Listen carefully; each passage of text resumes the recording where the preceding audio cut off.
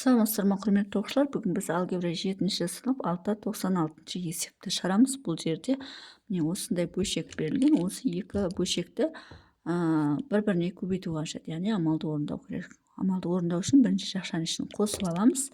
Одан кейін барып мына бөлшекке көбейтеміз. Енді бірінші жақшаның ішін қосу үшін b бөлінген, енді мына екеуінің ортақ көбейткіш a-ның жақшаның сыртына шығару керек, a минус b қалады. Плюс a бөлінген, мына екеуінің ортақ көбейткіш b-ны жақшаның сыртына шығару керек, b минус a қалады. Енді мына екеуі бір-біріне ұқсайды, a минус b, b минус a, бірақтан таңбадан айырмашылық бар. Сондықтан мынау a минус b болу үшін минусты жақшаның сыртына шығару керек. Сонда a минус b болып өзгереді. Минус алдын шығып кетеді, ал ол минус мына плюсті минус қылып жібереді. Сонда бізде не болады? Тең b a минус b деп алайық. Енді ортасы плюс еді ғой. b минус адан минус шығарып жіберіп, мына минус, мына плюсті минус қылып жібереді. Минус a бөлінген b. Енді мынаны b минус a емес, a минус b деп жазсақ болады. Сонда мына екі a минус b мен a минус b ұқсайды. Сондықтан ортақ бөлімге a b және a минус b-ны береміз. Сонда мұнда a b a минус b-ны бөлсек, мұнда b түседі, мұнда a түседі. Сонда b-ны b-ға өтсек b квадрат болады, минус a-ны a-ға өтсек a квадрат болады. Ол бізде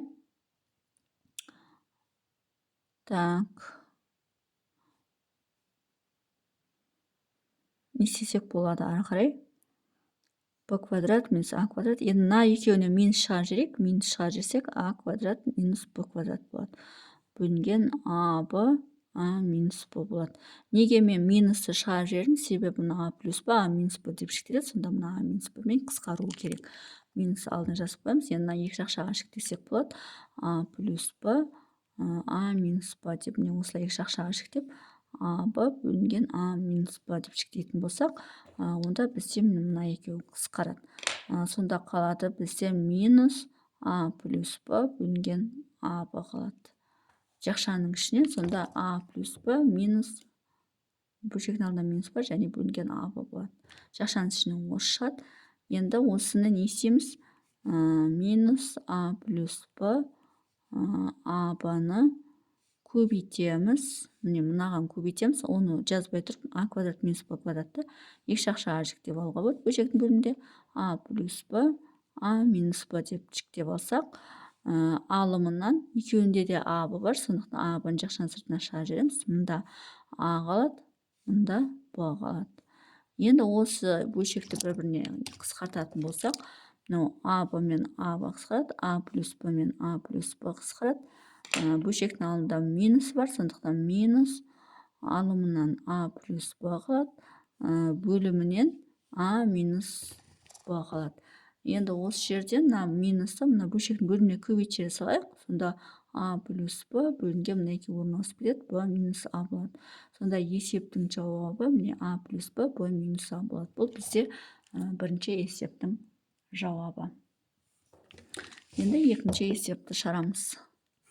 Екінші есепте 2a бөлінген a плюс 2 қосу 2a бөлінген 6 минус 3a плюс 8a бөлінген a квадрат минус 4 бөлінген a минус 4 бөлінген a минус 2. Енді бұны қалай шығарамыз? Бұнда да бұл амалдарды орындау үшін бірінші жақшаның ішін қосып алу керек. Жақшаның ішін қоспас бұрын бірінші бөлшектің бөлімін қысас қылып алу керек. Ортақ бөлімге ыңғайлы болу үшін 2a, a плюс 2 сол күйінше тұра берсін, плюс 2a, мына екеуінен 3-ті жақшаның сыртына шығарып жүреміз. Сонда 2 минус a болады, плюс 8a бөлінген a квадрат минус 4 болады. Енді мына жерде a плюс 2, мұнда a квадрат плюс минус 4-те a плюс 2, a минус 2 бар. Сондықтан мынаны a минус 2 деп жазу үшін мына жақшаның ішінен минусты жақшаның сыртына шығарамыз. Сонда жақшаның ішінде a минус 2 болады. Ал мына минус, мына плюсті минус қылып жібереді. Сонда тең 2a а плюс 2, мына минустан плюс минус қылып жібереді. 2а бөлінген 3 2 минус аны, яғни минусын шығарып жүргенде а минус 2 деп жаза беруге болады. Плюс 8а бөлінген а квадрат минус 4-ті екі жақ жағы, яғни а плюс 2-ге және а минус 2-ге жіктеуге болады. Сонда ортақ бөлім а плюс 2 бар, а минус 2 бар, демек а плюс 2 мен а минус 2-ні алуға болады, және коэффициентті 3-ті алуға болады ортақ бөлімге. 3 а плюс 2 а минус 2-ні ортақ бөлімге аламыз. Ортақ бөлімге алған кезде мына а плюс 2 кетеді, мұнда 3 а минус 2 түседі. Ал мұнда а плюс 2-нің өзі түседі, ал мұнда 3 түседі. Енді көбейтетін болсақ 6а болады, а минус 2 болады. Минус 2а болады, а плюс 2 болады. 8-3-ге көбейтсек 24а болады. Тең. Енді жақшаларды біртіндеп ашамыз. Мынаны көбейтеміз, бізде 6а квадрат болады. Мына екеуін көбейтеміз, минус 12а болады. Мына екеуін көбейтеміз, минус 2а квадрат болады. Мына екеуін көбейтеміз, минус 4а болады. Плюс 24а. Бөлінген 3а плюс 2 а минус 2. Тең. Енді осы жерден 6а квадраттан 2а квадратты алсақ, бізде 4а квадрат болады. Минус 12 мен минус 4 қосылып бізде 16 болады. 24-тен 16-ны алып тастаймыз, 24-тен 16-ны алсақ, қанша қалады бізде? 8 қалады. Плюс 8 қалады. 8а бола ма сонда? Мына екеуі минус 16 болады. Или мына екеуін қоссақ 20а қалады. 10 алсақ 8а қалады. 3а плюс 2 а минус 2. Тең. Енді осы екеуінен 4аны жақшаның сыртына шығарып жіберсек болады. Мұнда а қалады, мұнда 2 қалады. Бөлу 3а плюс 2 а минус 2. Көрініп жатыр ма өзі? Міне осылай болады. Енді не істейміз? Енді а плюс 2 мен а плюс 2 қысқарады. Сонда бізде 4а бөлінген 3а минус 2 қалады. Яғни жақшаның ішінен үшеуін қосқанда үш бөлшекті осы шығады. Енді осыны мұнда жазамыз, яғни 4а бөлінген 3а минус 2-ні бөлеміз а минус 4 бөлінген а минус 2-ге. Енді мұнан көбейтуге айналдырып жазатын болсақ, 4а бөлінген 3а минус 2 көбейтуге айналдырсақ, мына екеуінің орны ауысып кетеді. Сонда а минус 4 астына кетеді, а минус 2 алымына кетеді. Тең. Енді осы жерден қысқартамыз, яғни а минус 2 мен а минус 2 қысқарады. Болды. Басқа ештеңе қысқармайтын секілді. Сонда бөлшектің алымында 4а, бөлшектің бөлімінде 3а минус 4 қалады екен. Бұл бізде екінші есептің жауабы. Яғни 4а бөлінген 3а минус 4.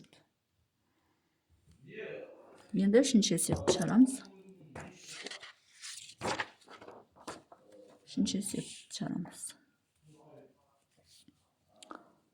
Үшінші есепте не дейді? А квадрат плюс б квадрат бөлінген а плюс б бөлінген 1 бөлінген а квадрат плюс 1 бөлінген б квадрат көбейту мына жақша бітпеген а куб минус б куб бөлінген а квадрат плюс б квадрат енді барып жақша бітеді. Енді бұл амалды орындау үшін бірінші мына бөлшекті қосып алайық, бірінші.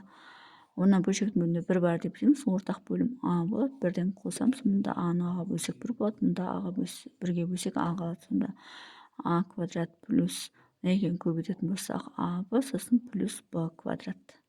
Мына бірінші жақшада міне осылай болады. Екінші не істейміз? Екінші мына жақшаларды қосамыз, 1 бөлінген жоқ. Бірден а квадрат б квадрат ортақ бөлімге берейін. Мұнда б квадрат түседі, мұнда а квадрат түседі. Сонда а квадрат плюс б квадрат болады. Енді үшінші не істейміз? Осыны, яғни а квадрат плюс б квадрат бөлінген а квадрат б квадратты көбейтеміз. А квадрат плюс б квадрат және мұнда а куб минус б куб. Міне осыған көбейтеміз. Сонда мына екеуі қысқарады, бізде қалады а куб минус б куб бөлінген а квадрат б квадрат қалады. Яғни екінші жақшалардан, екі жақшаның көбейтіндісі міне осы қалады. Үшінші, енді бастапқы шыққан, яғни мынаны үшінші а квадрат плюс аб плюс б квадрат бөлінген аны бөлеміз. Ең соңынан шыққан міне мынаған бөлеміз, яғни а куб минус б кубты формула бойынша а минус б а квадрат плюс аб плюс б квадрат деп жазуға болады. Ал мына а квадрат б квадрат бөлеміз. Енді бөлген кезде мына көбейтуге айналдырып екен орнын ауыстырып жібереміз. Сонда а квадрат плюс аб плюс б квадрат бөлінген а көбейту, енді мына бөлшектің алыммен бөлім орнын ауысып кетеді. А квадрат б квадрат алымына кетеді. А минус б а квадрат плюс аб плюс б квадрат орында қалады. Енді осы жерден бізде мына мен мынау қысқарады. Аның мен аның квадратын бір өзі қалады. Сонда бөлшектің алымында а және б квадрат қалады. Бөлшектің бөлімінде а минус б қалады. Сонда бізде міне осылай шығады екен. Бұл бізде үшінші есептің жауабы. Енді төртінші есепті шығарамыз. Төртінші есеп бізде 6-та 95-тің төртіншісін шығарамыз. Себебі 95-ші есепті осы 96 төртіншісін шығарып қойдым. Сондықтан 6-та 95-тің төртіншісін шығарам. Ал егер осы есептің төртіншісі қажет болса, онда 95-ші есептің төртіншісін көрсеңіздер болады. 1 бөлінген а плюс а бөлінген x плюс а квадрат бөлінген x квадрат көбейту 1 минус а бөлінген x көбейту x куб бөлінген а куб минус x куб. Тағы да қайталап айтамын, осы 6-та 96-тың төртінші есебін көргіңіз келсе, 95-тің төртінші есебімен ауысып кетті. Қазір мен 95-тің төртінші есебін шығарып жатырмын. Мына бөлшекті қосамын. Ортақ бөлім мында 1 болса, x квадраттың өзі болады.